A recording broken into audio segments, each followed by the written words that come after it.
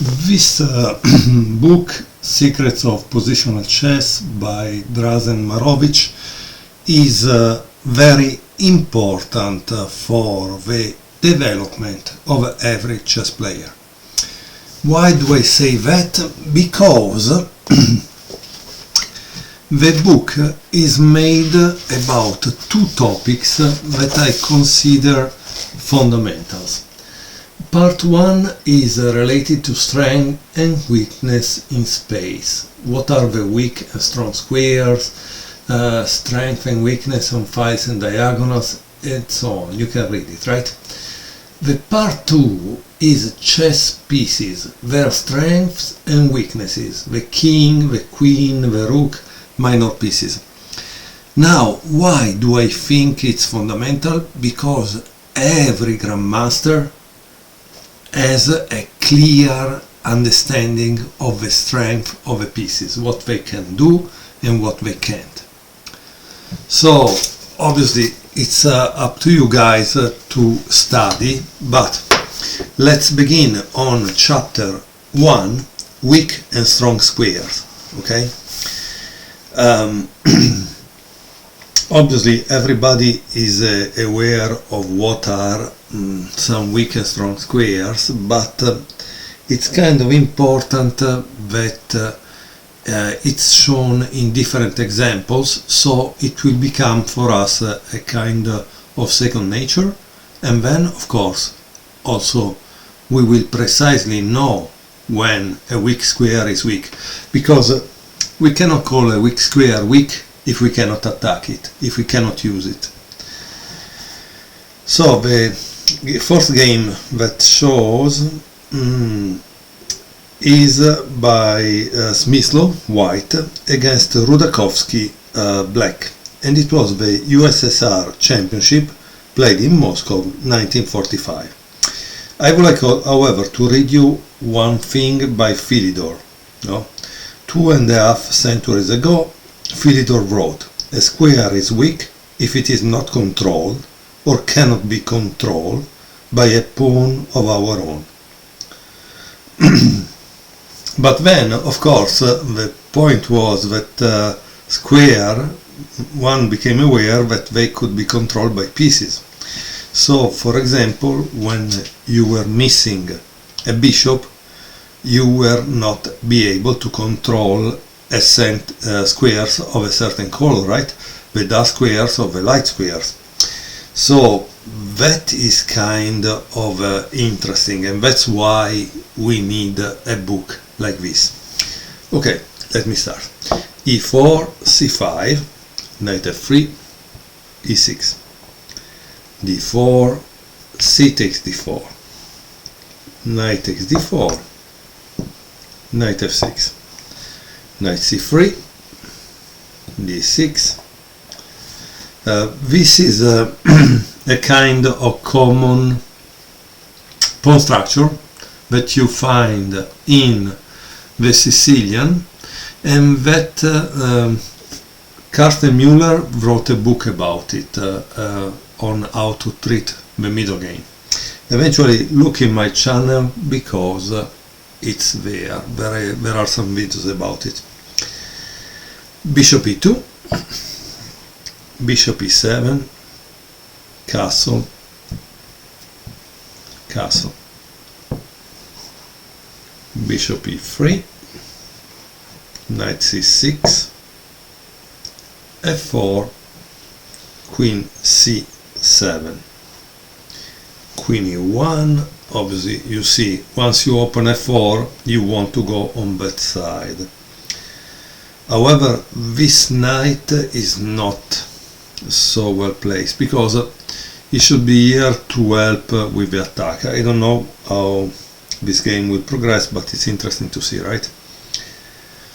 Now black makes knight takes d4, bishop takes d4, e5, opening the diagonal for this light square bishop, bishop e3, and bishop e6.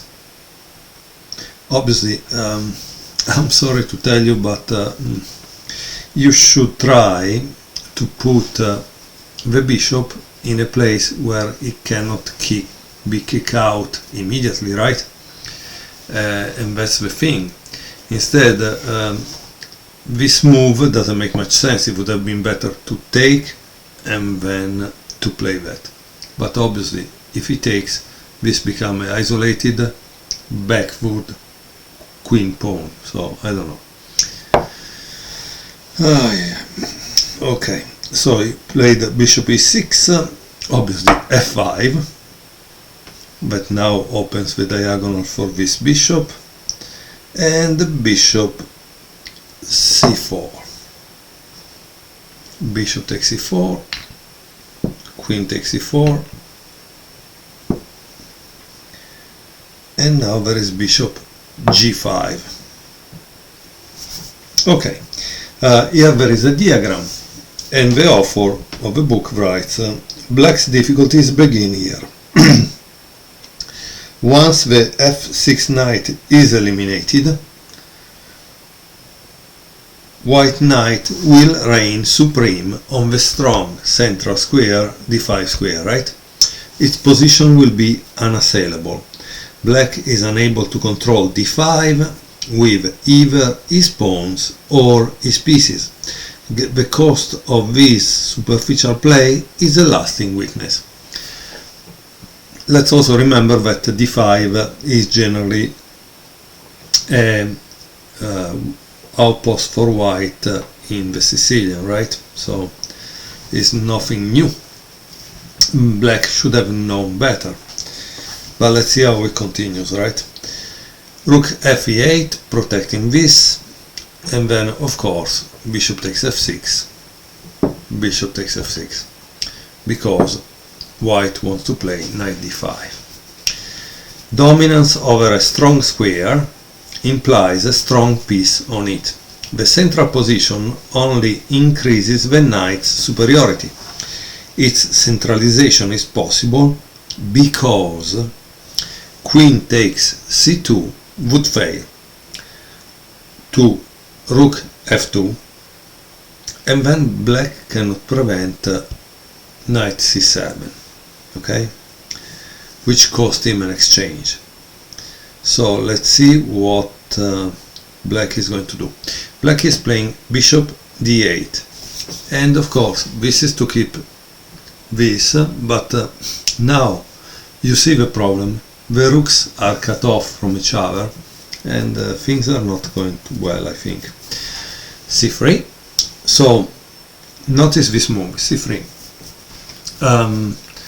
Obviously, before attacking, you need to avoid that your opponent is able to create some counterplay, and so that's what c3 means. b5, b3, queen c5, check, king h1, rook c8, and of course now you need to start the attack on the king side. So as you can see here, you need, and you can make the plan thanks also to the pawn structure, right? This advanced pawn, this knight that is controlling here, so you want to attack, and so obviously white plays rook f3. And here it says the commanding presence of a centralized knight makes it clear where white chances lie. Black's king side is obviously exposed. Yes, it doesn't have a knight f6 defender. Black continue with king h8, and of course white plays f6. This opens up black's king at a moment when his lack of coordination makes any meaningful resistance futile. G takes f6, queen h4, rook g8, knight takes f6, rook g7,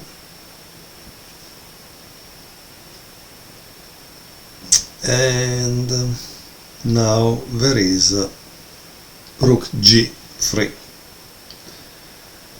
Obviously here, like I told you, this cut between the two rooks is bad. Why?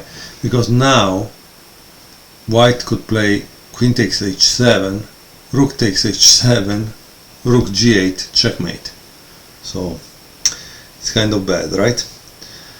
Bishop takes f6, queen takes f6, rook c g8, rook d1, d5, and now there is the last move of the game, which is rook takes g7. Here it says, impressive in its simplicity, this victory was built on the basis of a single strong square. Its fourth fruit was the centralized knight, which helped to transform white's spatial preponderance into the final assault. I thank you for watching. I will show you more games from this great book. I hope you enjoyed it, and see you next time. Thank you.